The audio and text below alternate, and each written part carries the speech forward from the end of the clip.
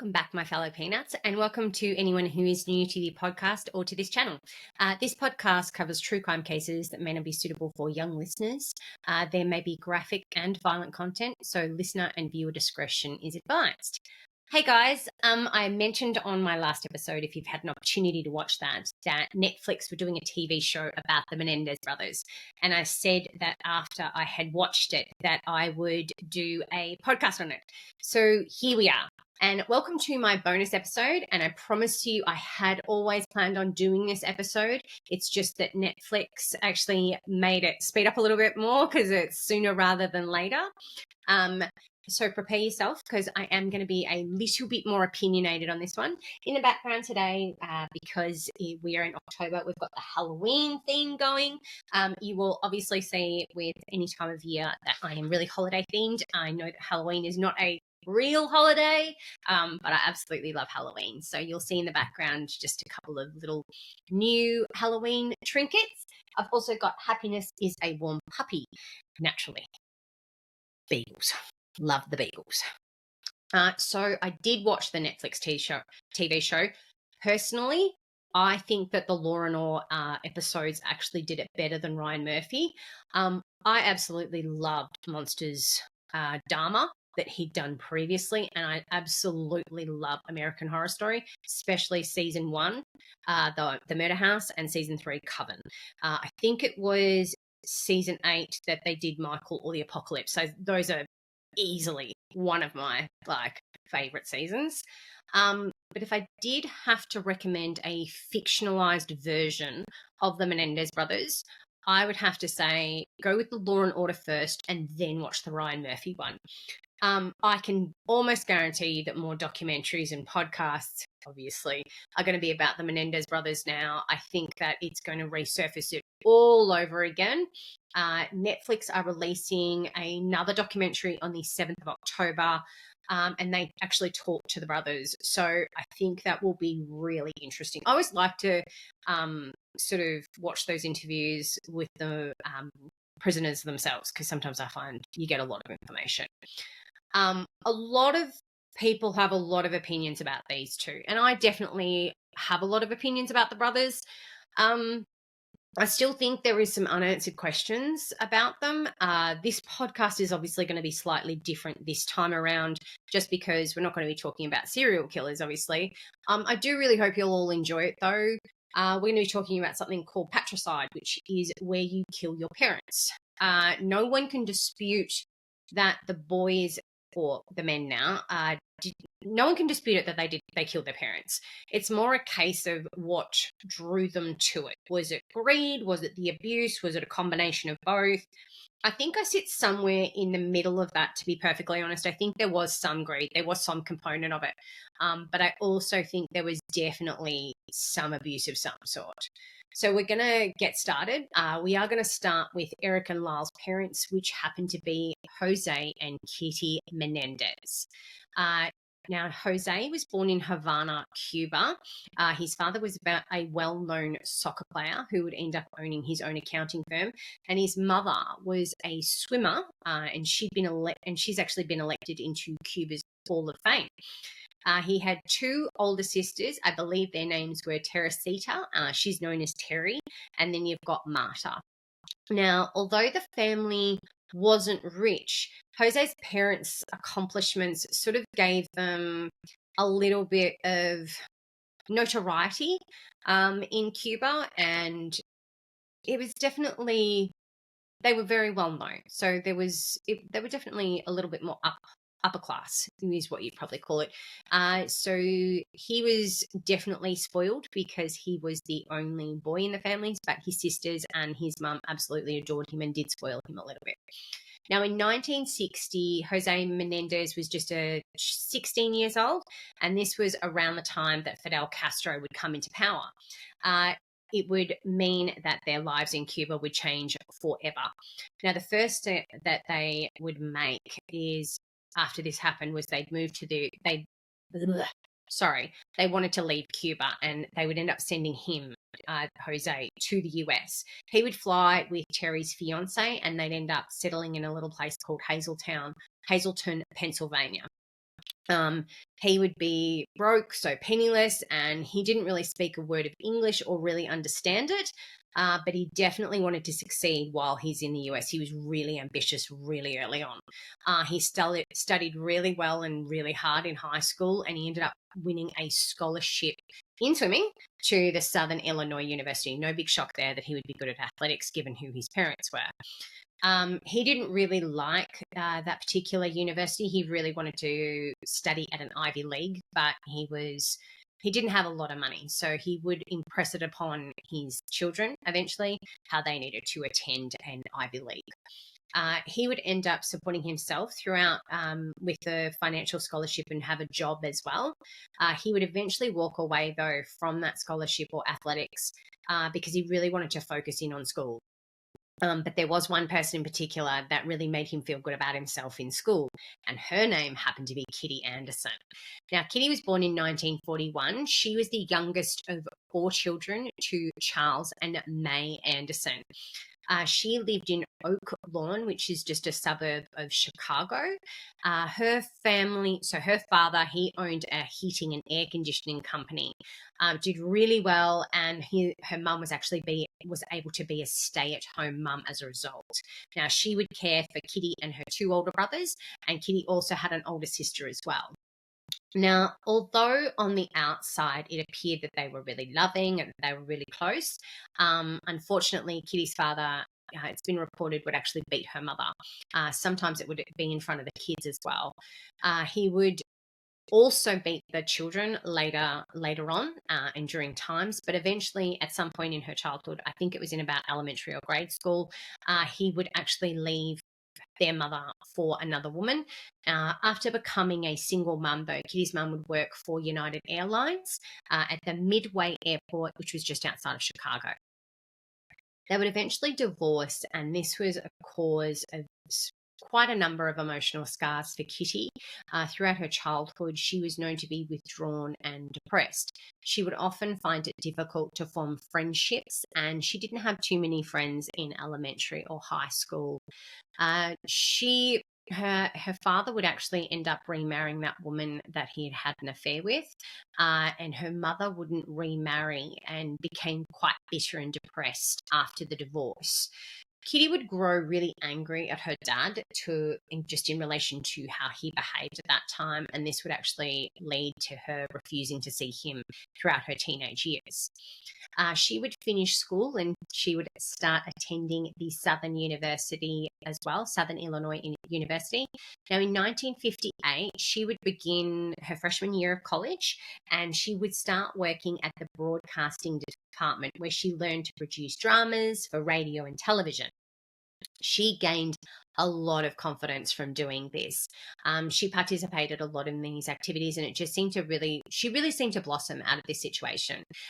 Really gave her a level of confidence in herself that she'd never really seen. And it was during her senior year in 1962 where she had enough confidence to actually compete and win the Miss Oak Lawn beauty pageant, which I think is fantastic. Anyone who is able to overcome that type of shyness and that type of inward introverted behavior and become confident is just fantastic. Now, Kitty and Jose, they met in Kitty's senior year of college, and it would be Jose's freshman year. After only a short time, though, it would appear that the couple would become really inseparable. To Jose, Kitty was really pretty, not just physically, but in what she represented. Kitty was the daughter of, an all-American family. And it just seems like she really, for Jose, was the epitome of the American dream. And by sort of wooing her and getting into a relationship with her, he was establishing that, this was his country. Now, he fulfilled something for her as well, though. She felt that there was a depth to Jose that few people had really understood or even appreciated. She would see that he would work hard and want to overcome some of those hardships that he'd had when he initially came to the US. And he wouldn't be willing to just lean on his family connections or money. She felt like that was some of the behaviors of some of her classmates. He told her he really wanted to make it big in the business world, and this sort of gave her, that understanding that he's ambitious and he's going to be the man of the family. Now, when they were seen together around the campus, people would often stop and stare, because you've got to remember this is the early 1960s and they lived in a really small, conservative southern Illinois town. And people from different ethnicities didn't mix. They certainly were not in relationships.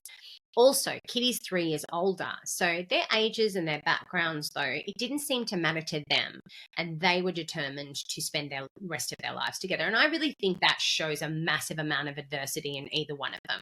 And I realize that I am being quite positive in my dealings and talkings about them.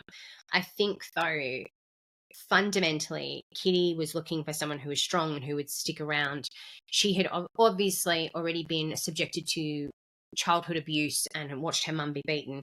So it would be quite normal if Jose did behave that way to her children, or to their children, that this would seem normal for her. So don't think just because I'm being a little bit cavalier about the way that they met and giving a background, but it doesn't mean that I don't think that there was something wrong with either one of them. Now, their relationship itself would cause many problems inside their families. Kitty's family was really surprised that she had chosen someone from a Cuban background. Jose's family thought that Kitty was beneath their social standing because her parents were divorced. Jose's parents also thought that at the age of 19, it's a bit too young to get married. But around that same time, she's just about to graduate with a Bachelor of Science degree in communications. So they ended up eloping and secretly marrying in 1963. Now, after they've been married, they moved to New York City. Now, he would end up giving up his scholarship and transfer to Queens College. It's a city university of New York, and she would end up finding a job as a teacher in a grade school. Now, during the early years of their marriage, she would have dreams of working in broadcasting. They sort of began to fade into the background, though, and she discarded any plans that she sort of had to get a master's degree, and instead she decided to support her husband and his career path. In 1967, Jose would end up graduating from Queens College just with a CPA degree, and he went to work for Coopers and Lyle. It's an international accounting firm. Now, Kitty would continue to teach grade school while this was going on.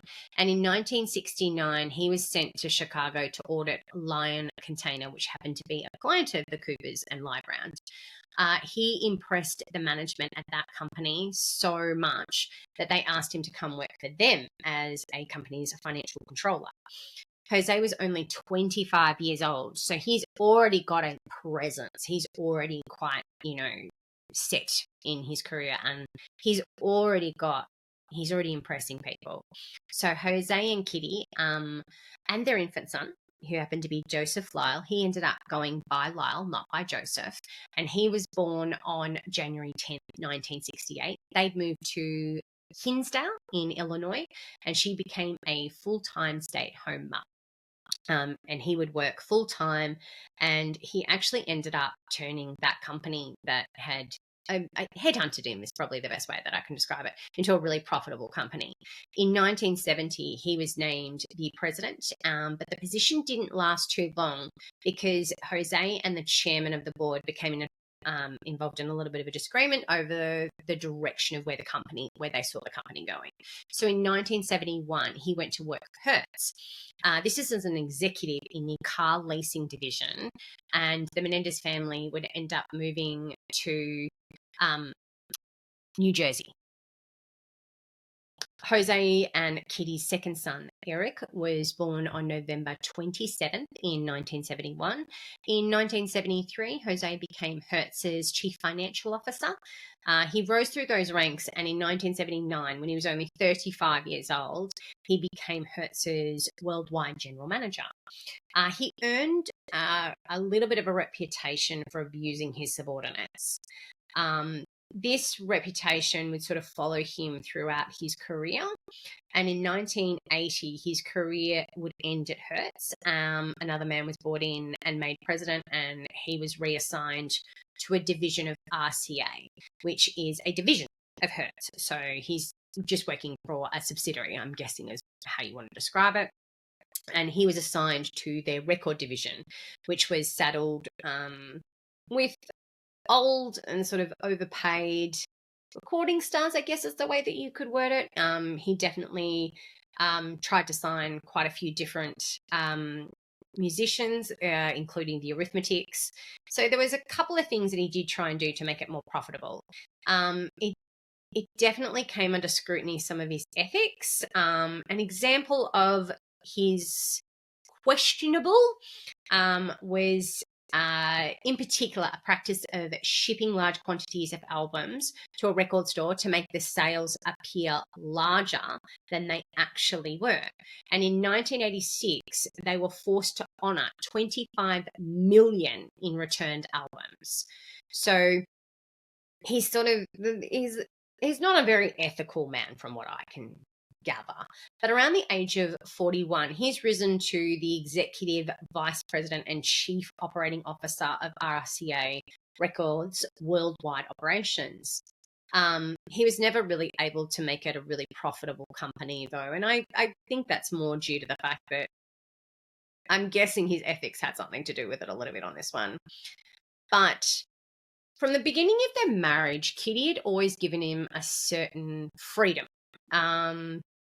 And as much as he promised that it would be a partnership and, you know, they would do everything together, he often would make decisions in the marriage for himself, and he wouldn't really consult Kitty. So she's already feeling a little bit on the outside, if we're going to be honest. And during his marriage to Kitty, he's got a number of different affairs that he's having. He did have he had a long-lasting affair, though. So from 1978, there was a woman named Louise, apparently. They traveled together, entertained as a couple in some of her in her townhouse in Manhattan in particular. That's a little bit under the nose, right? He did really care for Louise, but definitely was never going to leave Kitty, which I'm guessing she was well and truly aware of. But he'd also never considered ending his affair with Louise. So he was definitely, he wants his cake and be able to eat it too. He felt good with Louise. I think she's younger than him, makes him feel really good about himself.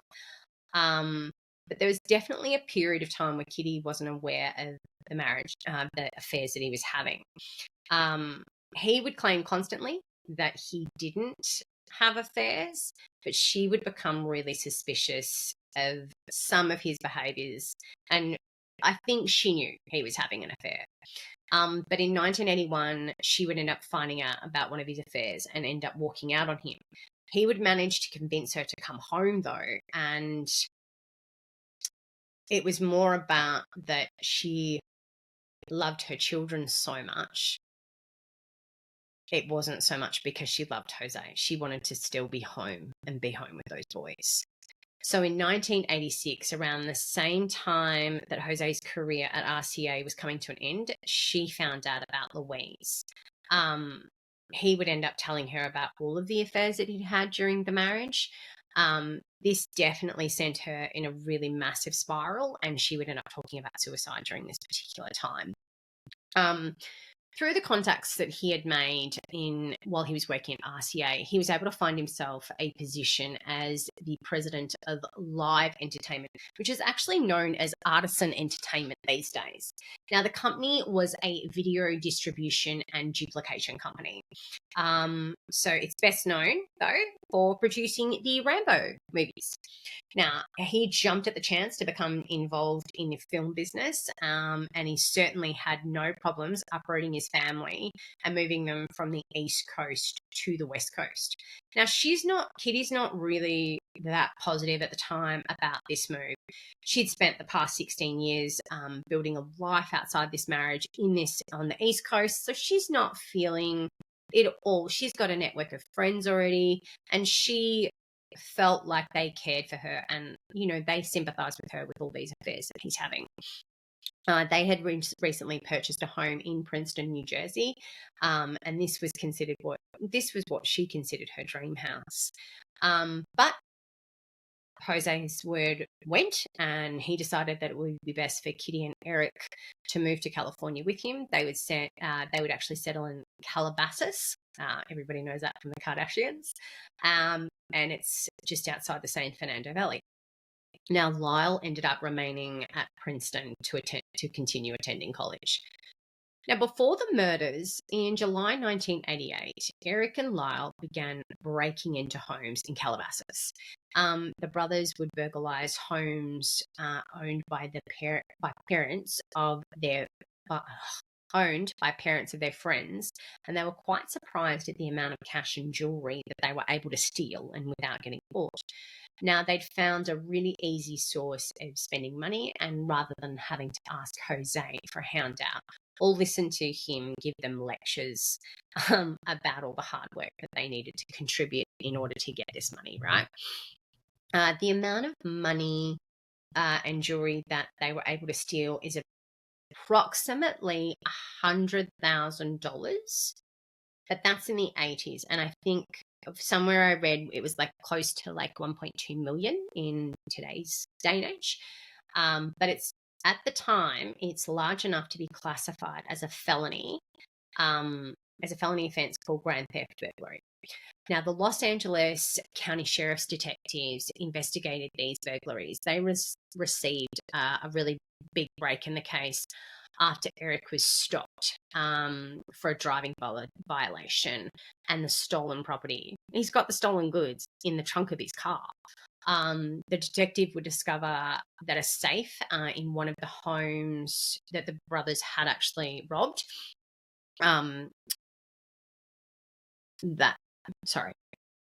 they would find a safe that had been robbed from one of the homes that they'd burgled inside their own home. So it appeared that the thieves had ended up developing a little bit of a conscience, because what would happen is they'd get that safe and they'd return it to another home. So obviously they'd stolen so many things, they weren't aware which safe belonged in which home. Jose is furious about these robberies, and Jose didn't want his sons to spend any time in jail though, and he immediately got a defense attorney for them. This attorney was able to work out an agreement really quickly with the Los Angeles County District's office that would absolve Lyle of any participation in the burglaries. But the thing is, Erik had to take full responsibility for all of the crimes. And because he's a juvenile at the time, the lawyer was able to convince a judge to sentence him to community service with the homeless, and for the brothers to undergo psychological testing. Jose would end up writing a check for $11,000 to the victims to cover any of the stolen items, because at the time the brothers had already disposed, so Erik and Lyle had already disposed of those items and could not return them, so they were unable to actually return them to their victims. They are going to massively regret sending him to that psychologist, because that psychologist is going to burn them during the murder. The robberies at the time were just the talk of Calabasas. It seemed that the neighbors of the Menendez family were really uncomfortable with the thought of Lyle and Erik being free, and they really didn't seem at the time very remorseful. Jose would end up blaming Erik's friends instead of Erik, just as he blamed Princeton for Lyle's plagiarism rather than Lyle himself. So it seems like they already got that scapegoat sort of syndrome going, right? So Jose's probably had a difficult time understanding his own son's behavior. And he definitely put them in that victimization category that they end up putting themselves in later.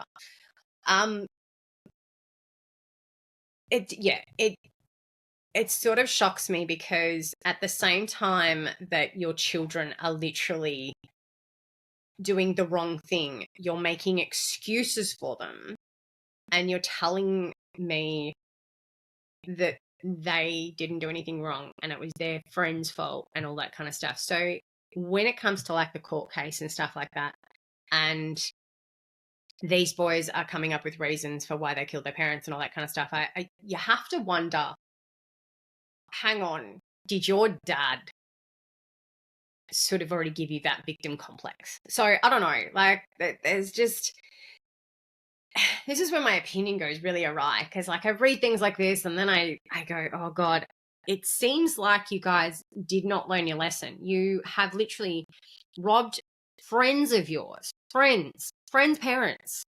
You've had no consequences. Lyle, you've literally been suspended and expelled from Princeton. You've done so many dodgy things.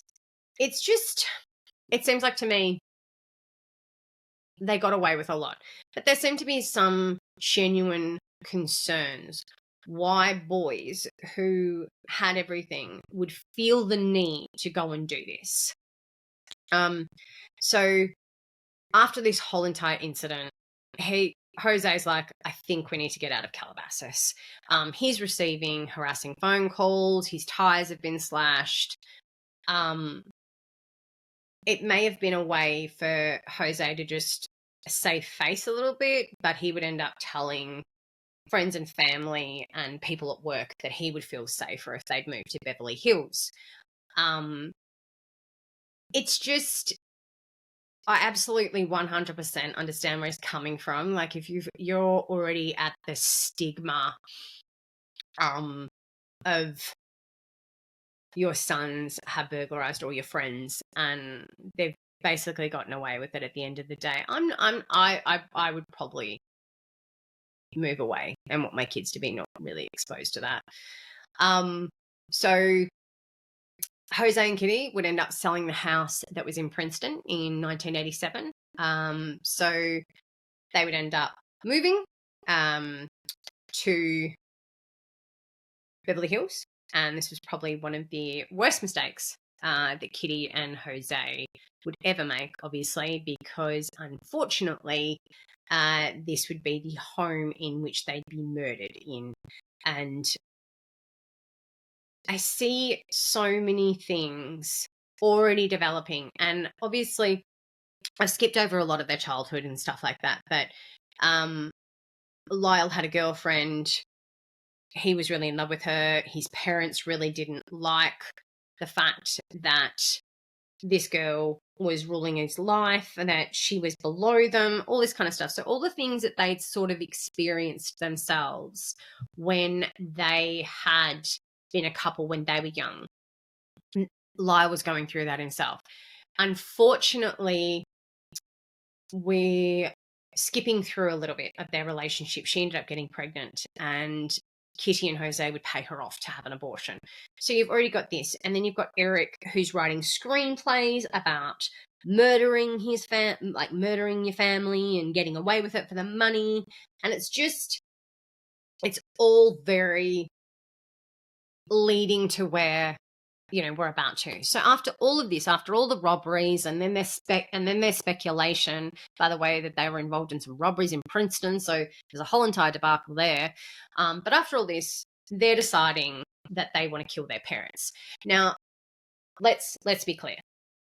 They didn't just apparently decide to kill their parents. This is something has happened in the background in the summer. Lyle and Erik, there's a confrontation and Erik ends up telling Lyle, Dad's abusing me. Dad's sexually assaulting me. They decide then and there to kill their parents. Then you've got in parallel with this, Kitty and Jose have found out about all of Lyle's behavior going on at Princeton. And Erik and all the robberies, they're basically being told, you've been cut out of the will. Now, you've got the story of the sexual abuse, and then you've got the story of them being thrown out of the will. You've got to think there's a bit of a combination there. But you never really know. On the evening of August 20th in 1989, Jose and Kitty are watching some television in the den of their Beverly Hills mansion when Erik and Lyle would enter the room, and they were carrying shotguns. Jose was shot 6 times. He would be fatally shot in the back of the head. I believe Kitty was shot 10 times in total. there would be a fatal shot to her cheek, and she happened to be at that time crawling away from the boys. Lyle would end up having to run to his car to reload before he would fire the fatal shot in her face, though. So immediately after they've killed their parents, they would remain in the house, and they expected that the police would respond to the noise due to the shotguns. Afterwards, though, when the police would have eventually arrived, the brothers would tell them that the killings had occurred while they were at the movie theater watching Batman and attending the Taste of LA festival in the Santa Monica Auditorium. The police at the time, they're believing them, so they didn't seek any gun residue tests from the brothers, and that would have definitely indicated that they had fired some shotguns, right? But at the time, if you listen to the 911 call, they sound absolutely distraught. So you can understand the police are not thinking that these boys have killed their own parents.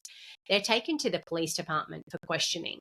Now, they didn't consider them suspects and wanted to see if the brothers knew anything about the crimes at all. You've got Sergeant Thomas Edmonds. He's the police detective supervisor. He's questioning the boys. During this particular type of questioning, Erik has become really, really distraught. He began to sob. He's bawling his eyes out, and he's able to not sit still. Lyle's at the time really under control. He's answering questions very methodically. But after 20 minutes, the questioning would stop, and Erik would break down like uncontrollably, like right in front of them. So I'm thinking that if you're witnessing this as a police officer, you are thinking that those boys did not kill their parents. But after murdering their parents, the brothers would end up beginning to spend a lot of money on a lot of different luxury items. They've got businesses, they're traveling. Lyle would end up buying a cafe, a buffalo wing restaurant in New Jersey, and he would buy himself a Rolex and obviously a Porsche Carrera, because you need one. Erik would end up hiring a full-time tennis coach, he would actually compete in a lot of tournaments in Israel. They would not end up staying in the Beverly Hills mansion. They ended up buying some condos in Marina del Rey, and I think they were like side by side, if I remember correctly. They traveled, they'd eat in only the best restaurants. They would spend, I think it's somewhere close to $700,000 to $1 million before their arrests. But the family would even say that that was actually quite normal for that family. So they didn't actually see any correlation between the money being spent and the parents' murder. At one point, though, they attended a New York Knicks basketball game, and it became in the background of one of the trading cards for Mark Jackson. It's immortalized forever because they're in the background of it. So if anyone's got that, obviously it's worth a lot of money. During the early stages of the investigation, though, police would try and narrow down those suspects on who killed Jose and Kitty. They were told by Lyle and Erik that their dad had potential mob leads, mob connections. So as the investigation's continuing, they're beginning to suspect Erik and Lyle pretty quickly.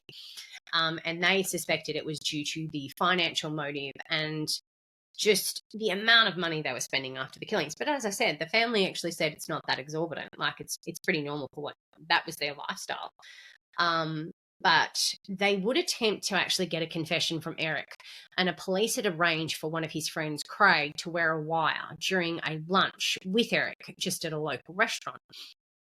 When Craig asked Erik whether he killed his parents, Erik denies it really quickly, but he would eventually confess to his psychiatrist, Jerome Oziel, who then would tell his mistress, and after the psychiatrist broke up with the mistress, she ended up going to the police in a fit of rage and saying, hey, Erik admitted that he killed his parents.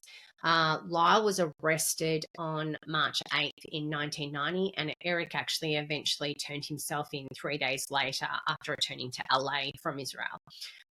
Both were held without bail and jailed separately. So Jerome Oziel, Oziel, he's just scum of the universe. He's not a good psychiatrist. He makes a shit show of himself during the trial, but we won't even go in that. But he is not a decent human being, but he's got tapes, and we're going to come to these tapes in just a second. But yeah, he taped everything. Now, in August 1990, Judge James, I don't know how to say his last name, he would rule that the tapes of the confessions between Erik and Oziel were admissible since the psychiatrist had actually been threatened by Lyle and had violated the doctor-patient privilege in doing that. The ruling was appealed, which the proceedings were delayed for up to 2 years. The Supreme Court of California ruled in August 1992 that most of the tapes were admissible, with the exception of the tape in which Erik discussed the murders. After that decision, an LA County grand jury issued murder indictments in December 1992, and it charged both of the boys with their parents' murders. You're talking, I think it ended up being like 4 years before these boys even saw a courtroom for these murders. So it's a pretty long time. There was a lot of appeals with those tapes, and which there was a lot of confessions. But on May 14th, 1993, Judge Weisberg ruled that the cases of Lyle and Erik Menendez would be tried together in the interest of time, cost, and convenience. The judge saw that there would be almost a duplication of witnesses and arguments if separate trials were held for each of the brothers. He ruled that each brother would have a separate jury, and this meant if evidence that pertained only to Lyle was heard, Erik's jury would be excluded and vice versa.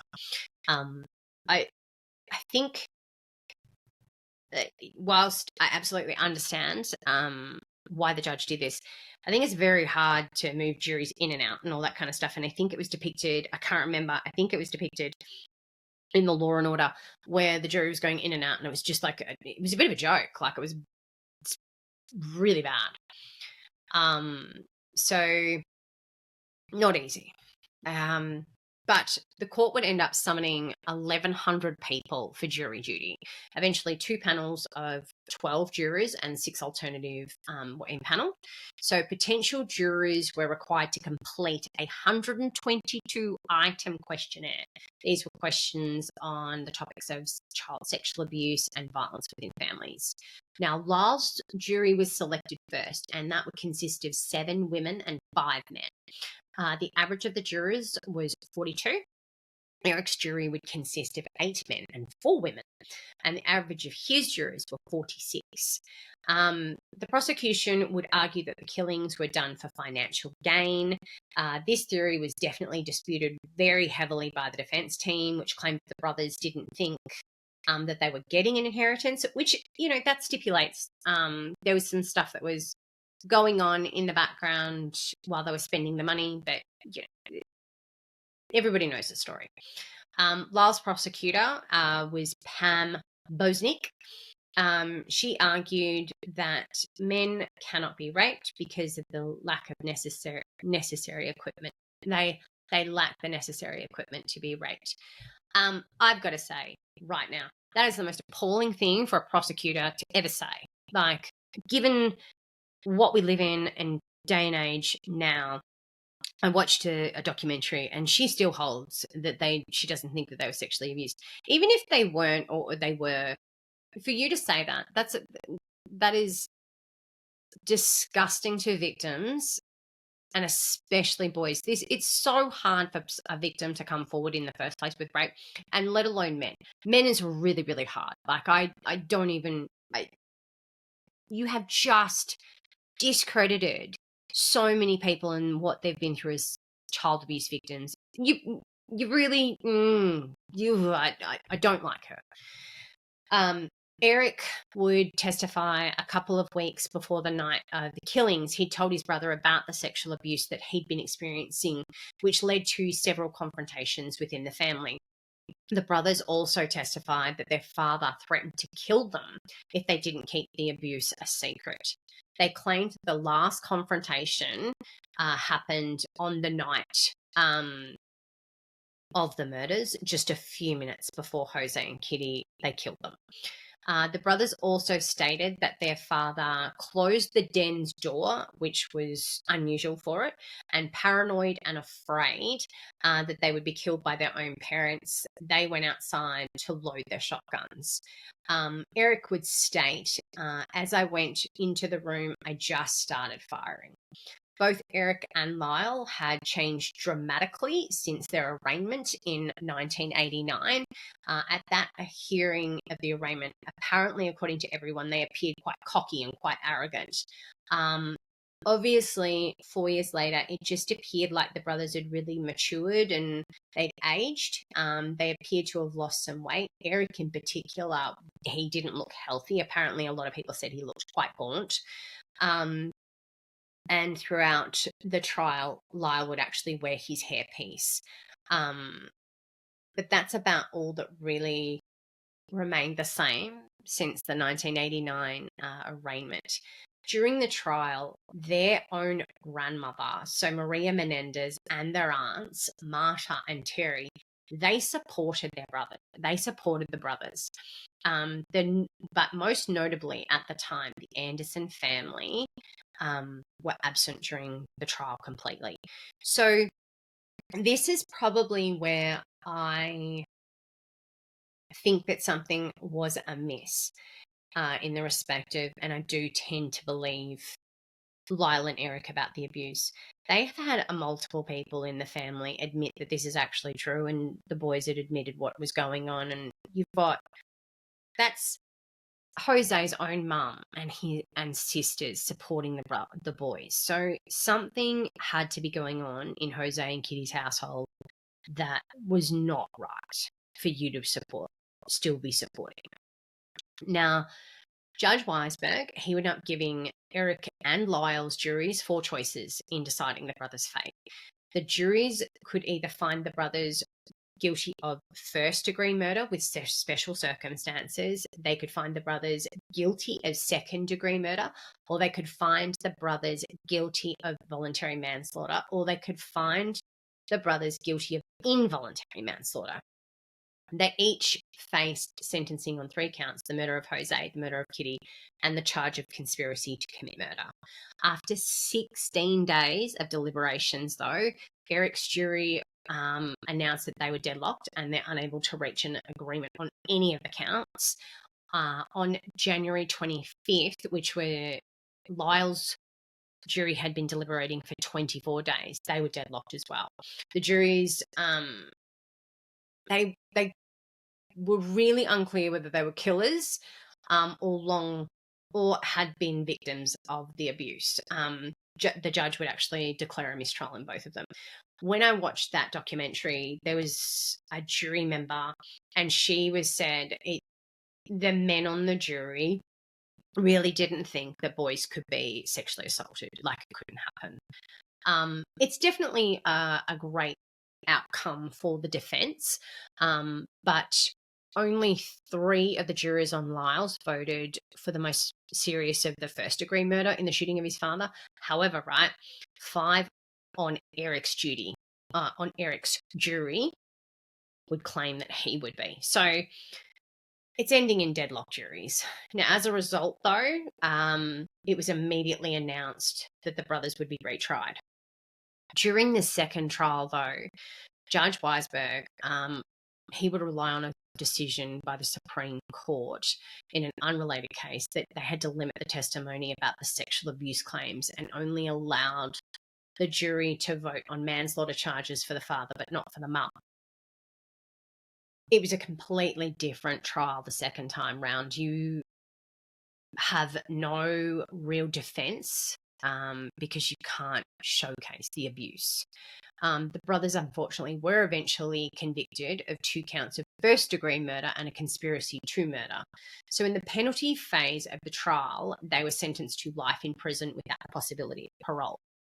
The jury did note the abuse defense was not a factor in its deliberations, and it decided they noted that the abuse was considered, and it decided not to impose the death penalty. But that was predominantly due to no prior criminal records or history of violence. The jury were very, very vocal, and they would say that the brothers had killed their parents to inherit the father's wealth, not that they believed them out of fear. So you've already got that second round they didn't believe, and they didn't hear enough about the abuse. So I think that's possibly why they were convicted. But the People versus Lyle and Erik Menendez was never about like guilt or innocence. They'd admitted it, all right? They'd admitted that they'd killed them. It was whether they had a definitive reason to kill their parents. Some people will say it was because they refused to accept personal responsibility for their own acts. They blamed their parents because of all the abuse that they'd endured. But look, the state ended up proving a much stronger case, and the defense were like, at the end of the day, they were held down. They really, really couldn't, at the end of the day, present a defense. And I don't think that that's fair. I think that these boys, and they were boys at the time, I think there was something wrong in that household. I think there was something more going on that you can't dispute. I think they were greedy, and I think that it was very, very difficult. Now, although the case is considered a slam dunk in a murder prosecution, it's, the defense, they put together a really good argument. And a lot of people will say that the mistrial was a miscarriage of justice and all that kind of stuff. I think that the miscarriage of justice for me is that I think there's more to the story every step of the way. I don't think you have family members stand by you the whole entire time. I don't think you can have a lot of people in your corner saying, hey, something's not right. Look, either they were the most incredibly wonderful actors of all time, but and I've watched those videos, it seems to me that they were telling the truth about the abuse, and Lyle abusing his own brother and doing the same acts on Erik that his father had done to him. Either they've watched a lot of good movies, but during that time, that type of stuff wasn't massively exposed. So I think they were greedy. I think they were kids who were given a lot of money, and their frontal lobes are still growing and they're still learning, and I think they made a lot of piss poor decisions in spending all that money. But I genuinely think that they were just boys, and I think that I would have been pretty irresponsible at that age too if I'd been given that amount of money. So I don't know if it was greed. Me personally, I think there's more to the story. But that's it, guys. There's my massive amount of opinion. Thank you so much for listening to this week's bonus episode. If you like this podcast, please hit that subscribe button. Please hit the like button on my video if you like it. Go and listen to those other episodes if you haven't had an opportunity to yet. Have a great weekend, my fellow peanuts. I will see you next time.